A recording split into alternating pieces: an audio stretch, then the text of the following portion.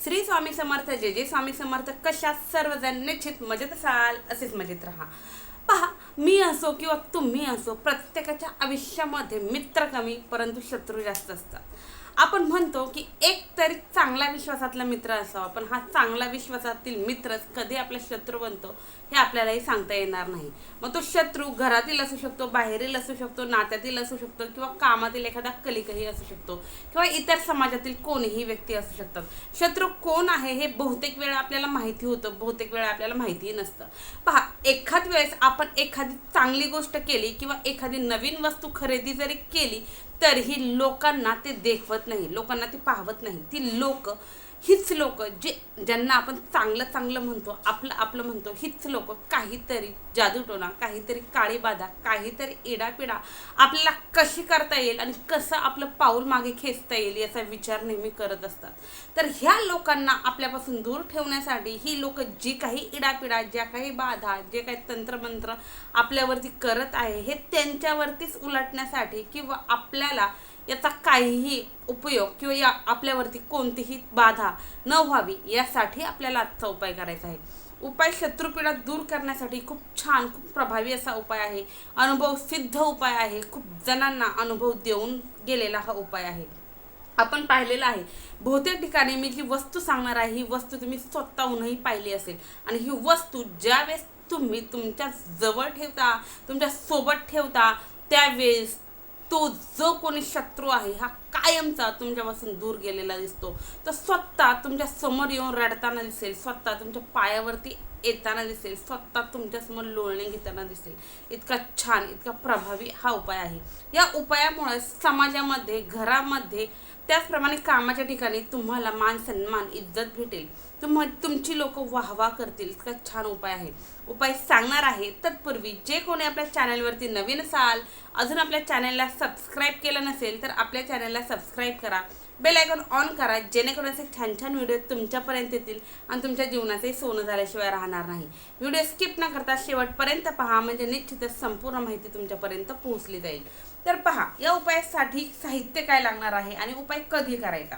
तर हा जो उपाय आहे हा उपाय शक्यतो तुम्हाला शनिवार, मंगळवार किंवा अमावस्या आणि पौर्णिमा या दिवशीच करायचा आहे. पुन्हा सांगते, शनिवार, मंगळवार, अमावस्या आणि पौर्णिमा यावेळेस करायचं आहे. सायंकाळच्या वेळी म्हणजे सूर्यास्त झाल्याच्या नंतरनं, सूर्य मावळल्याच्या नंतरनं तुम्हाला हा उपाय करायचा. उपायासाठी साहित्य लागणार आहे काळ्या रंगाचा एक कपडा, ब्लाऊज पीस असेल, ब्लाऊज पीसचा एखादा तुकडा जो वापरलेला नाही तो जरी घेतला तरीही चालेल, किंवा काळ्या रंगाचा कोणताही कपडा जो तुम्ही यापूर्वी वापरला नाही असा. त्यानंतर ना तुम्हाला लागणार आहे थोडंसं कुंकू, जे आपण देवघरामध्ये वापरतो ते जरी कुंकू घेतलं तरीही चालेल. थोडंसं कुंकू, थोडंसं पाणी आणि एक कोहळा. आता कोहळा सर्वांना माहिती आहे, पूजेच्या साहित्य जेथे भेटतात तेथे हा कोहळा सहज मिळतो. त्याचप्रमाणे जेथे फळे भेटतात त्या फळांच्या स्टॉलवरती सुद्धा तुम्हाला कोहळा मिळून जाईल. छोटा मोठा तुम्हाला जसा हवा आहे तसा कोहळा घ्या. अगदी छोटा घेतला तरी चालेल, मोठा घेतला तरी चालेल. तुमच्या इच्छाशक्तीनुसार तुम्ही कोहळा घेऊ शकता. हा कोहळा घेऊन तुम्हाला घरी यायचं आहे. घरी आलात की त्यानंतर या कोहळ्याला स्वच्छ पाण्याने व्यवस्थित धुवून घ्यायचं, व्यवस्थित कोरडं करून घ्यायचं, स्वच्छ कापडाने व्यवस्थित पुसून कोरडं करून घ्यायचं. त्यानंतर एक आसन बसायला घ्यायचं. दक्षिण दिशेला घरामध्येच तोंड करून बसायचं. बसण्यापूर्वी स्वच्छ पाण्याने हातपाय वगैरे धुवायचे. एक बसायला आसन घ्यायचं, दक्षिण दिशेला तोंड करून बसायचं. एक पाट घ्या किंवा चौरंग घ्या, त्यावरती तुम्हाला हा कोहळा ठेवायचा आहे. एक बाउल किंवा एक छोटीशी प्लेट घ्या, त्यामध्ये कुंकू घ्या. कुंकामध्ये थोडंसं पाणी घाला आणि या कुंकाची घट्ट अशी पेस्ट तयार करा. त्यानंतर ना तुम्हाला काय करायचं आहे, जो तुम्ही कोहळा घेतलेला आहे या कोहळ्यावरती त्या शत्रूचं, जो तुम्हाला त्रास देतो त्या व्यक्तीचं तुम्हाला त्यावरती नाव लिहायचं आहे. किंवा ज्या व्यक्तीनं तुम्हाला नामोद्ध्वस्त करण्याचा प्रयत्न केला, ज्या व्यक्तीनं तुम्हाला इडापिडा केली, जो व्यक्ती तुमच्या घरामध्ये एंटर झाल्यापासून किंवा तुमच्या उद्योगधंद्यामध्ये आल्यापासून तुमचं पुरेपूर नुकसान होत आहे, तुम्हाला दगा फटकाच होत आहे, तर अशा व्यक्तीचं तुम्हाला नाव लिहायचं आहे. एका वेळेस एकाच व्यक्तीसाठी उपाय करायचा आहे, हे तितकंच महत्त्वाचं आहे. कोहळा घ्या, कोहळ्यावरती तुम्हाला त्या व्यक्तीचं नाव लिहा. इंग्लिशमध्ये लिहा, मराठीमध्ये लिहा, हिंदीमध्ये लिहा. तुम्हाला जसं शक्य आहे तसं तुम्ही नाव त्या कोहळ्यावरती लिहायचं. आता समजा माझा शत्रू आहे विलास, तर मी त्यावरती लिहिणार विलास. मग विलास लिहिलं की त्याच्या खाली, आता समजा हा कोळा आहे, वरती नाव लिहिलं कुंकवाने विलास, तर खाली काय करायचं, खाली एक त्रिशूल काढायचा. त्रिशूल सर्वांना माहिती आहे. पहा, माता कोणत्याही देवीच्या मंदिरामध्ये गेलो की आपल्याला तेथे त्रिशूल पाहायला भेटतो. मंदिरामध्ये त्रिशूल असतो. तर हा जो त्रिशूल आहे, हा त्रिशूल तुम्हाला त्या नावाच्या खाली बरोबर मधोमध काढायचा आहे. आता ज्यांना समजा नाही ताई त्रिशूल काढणं शक्य नाही, तर ओम हे अक्षर तुम्हाला त्या नावाच्या खाली लिहायचं आहे. तुम्हाला माहिती आहे ब्रह्मांड नायक, त्याचप्रमाणे भोलेनाथ, त्याचप्रमाणे आपली स्वामी आई, आपली आई भवानी, हे सर्व जे कोणी आहेत, ह्या ज्या देवता आहेत, हे जे भगवान आहेत, ह्या ज्या आई आहेत, हे जे आपले मायबाप आहेत, हे दुष्टांचा नाश करण्यासाठी त्यांनी हे वेगवेगळे अवतार घेतलेले आहेत.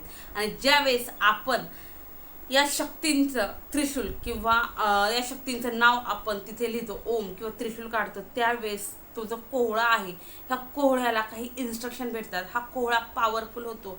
त्याचप्रमाणे दुष्टांचा नाश करण्यासाठी ह्या कोहळ्याचा वापर करतात. आपल्याला माहिती आहे कोणत्याही प्रकारची इडा पिडा, नकारात्मकता असो, काळी बाधा असो, जादू असो, काहीही असू द्या हो, ती सर्व शोषण्याचं काम कोहळा करतो. म्हणून मी सुरुवातीला बोललं की तुम्ही भरपूर ठिकाणी हा कोहळा पाहिला असेल. पहा, मोठमोठे दुकान, मोठमोठे मॉल, मोठमोठ्या इंडस्ट्रीज, तेथे सुद्धा तुम्हाला मुख्य दरवाजावरती हा कोहळा लटकवलेला दिसेल.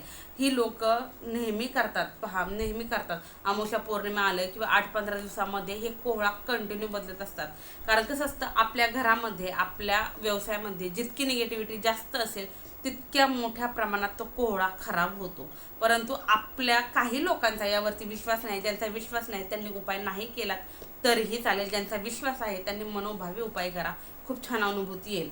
आता हे झाल्याच्या नंतरनं एक वस्तू सांगायची राहिली, ती म्हणजे टाचणी. जी टाचणी आपण पेपरला वगैरे लावतो, पहा, ती टाचणी घ्यायची आहे. स्टेपलरची पिन नाही, टाचणी बोलली तर टाचण्या घ्यायच्या आहे. 7 टाचण्या तुम्हाला लागणार आहे. आता या कोहळ्यावरतील नाव, त्रिशूल हे सर्व सुकलं, 2 मिनिटं ठेवायचं. हे सर्व सुकून द्यायचं. हे सर्व सुकलं की या 7ही टाचण्या त्या नावाला 7 ठिकाणी तुम्हाला काय करायचं आहे, एक एक करून टोचायच्या आहेत. एक एक करून टोचताना तुम्हाला बोलायचं आहे. पहिली टाचणी घेतली, टोचायचं, बोलायचं शत्रू नाशाय स्वाहा. दुसरी घ्यायची शत्रू नाशाय स्वाहा. तिसरी घ्यायची शत्रू नाशाय स्वाहा. असं 7 वेळेस 7 टाचण्या टोचताना शत्रू नाशाय स्वाहा असं म्हणायचं आहे. हे म्हणून झालं की त्यानंतरनं हा जो कोहळा आहे, या कोहळ्यावरती हा कोहळा तुम्हाला जो काळ्या रंगाचा कपडा ज्यावरती तुम्ही हा कोहळा ठेवलेला आहे, त्या काळ्या रंगाच्या कपड्यामध्ये हा कोहळा तुम्हाला बांधून ठेवायचा आहे. त्या कपड्याने 3 गाठी या कोहळ्याला द्यायच्या. ह्या 3 गाठी देऊन झाल्या की त्यानंतर तुमचा उजवा हात घ्यायचा. उजव्या हाताचा हा तळभाग जो आहे हा कोहळ्यावरती ठेवायचा आणि एक मंत्र सांगते, या मंत्राचं तुम्हाला पठण करायचं आहे. मंत्र व्यवस्थित ऐका. मंत्रामध्येच खूप ताकद आहे. मंत्रामुळे हा जो कोहळा आहे हा पुरेपूर अभिमंत्रित होणार आहे. मंत्र व्यवस्थित ऐका. आणि मंत्र म्हणताना ज्या व्यक्तीचं नाव लिहिलं आहे त्या व्यक्तीचं नाव तुम्हाला या मंत्रामध्ये घ्यायचं आहे.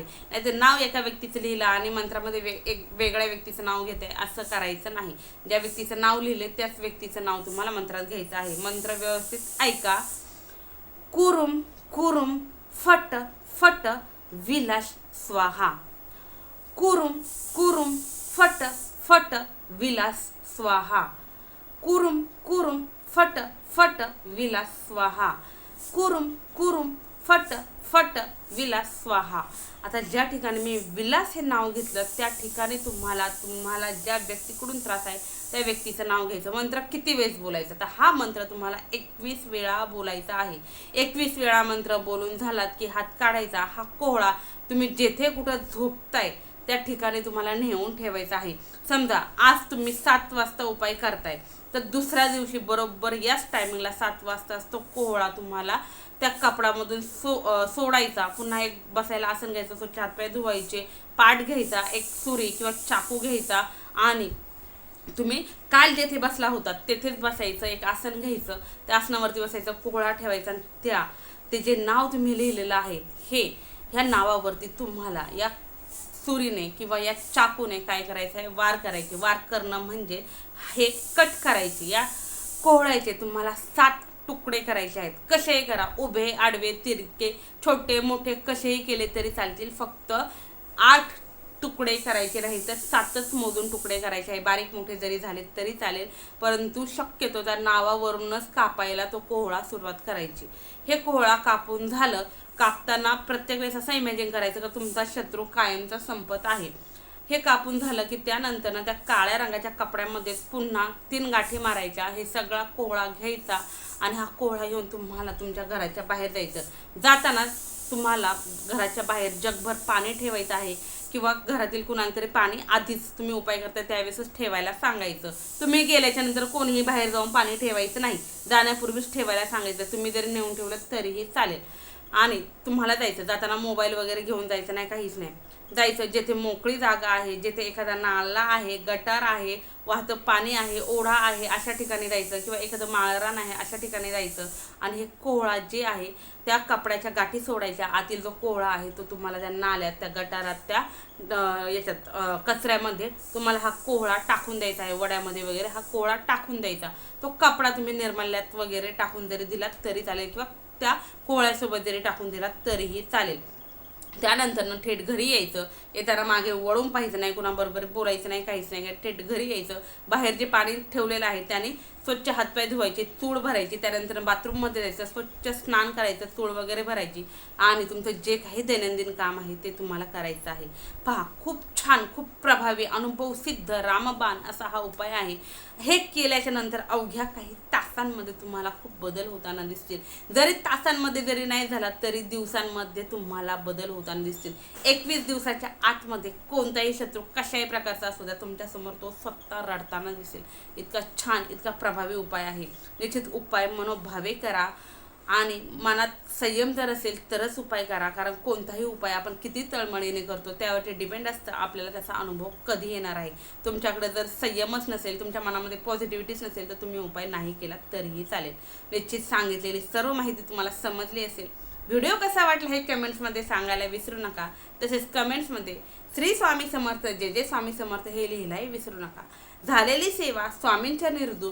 श्री स्वामी समर्थ, जय जय स्वामी समर्थ, श्री स्वामी समर्थ महाराज की जय.